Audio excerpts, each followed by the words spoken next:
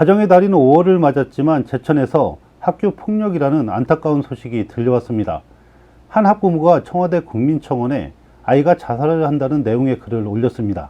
1년 가까이 벌어진 동급생의 괴롭힘에 피해 학생과 가족은 신고 이후에도 고통 속에서 지내고 있다고 합니다. 박종혁 기자가 보도합니다. 지난달 30일 청와대 국민청원 게시판에 올라온 글입니다. 자신의 아들이 같은 학교 동급생에게 지속적인 폭행과 괴롭힘을 당했다고 한 학부모가 호소합니다. 가해 학생들이 제설제가 섞인 눈을 아들에게 강제로 먹이고 손바닥에 손소독대를 붓고 불을 붙이는 등 폭력 수위가 말로 할 수 없을 정도로 심각했다고 청원인은 주장했습니다.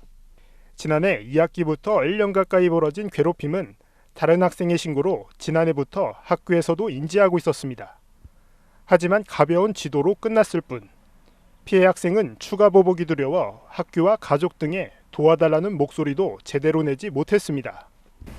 아이가 선생님한테 이러이러한 일이 있다라고 말을 하게 되면 선생님이 분명히 가해 학생들한테 또 역으로 또 물어보실 거 아니에요. 그러면 선생님이 저희 아이를 부르셔가지고 물어보셨다는데도 말을 못했대요. 왜? 2차로 또 자기한테 그런 게 오니까.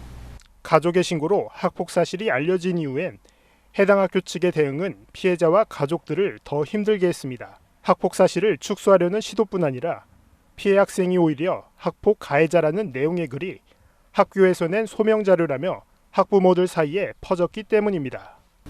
지금 가해자 측에 학교에서는 제대로 전달 안 했더라고요. 그래서 가해자 부모가 어제하고 그저께하고 찾아왔어요. 자기들은 몰랐다. 학교에서는 장난으로 한 걸로 자기들한테 얘기를 했다. 해당 학교 측은 이번 학폭에 직간접적으로 가담한 학생 7명에 대해 조사한다고 밝혔고 경찰 조사도 별도로 진행될 예정입니다.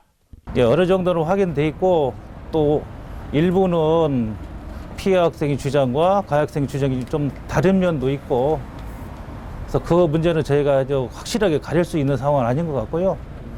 현재 경찰 조사가 함께 이루어지고 있는 상황이라서 가해 학생들은 이번 사건이 편안하게 생각해 벌인 장난이었다며 사과의 문자를 보냈지만 피해 학생은 타 지역으로 전학과 개명, 신변보호까지 요구할 만큼 인생 전반에 큰 상처를 입었습니다. CCS 뉴스 박종혁입니다.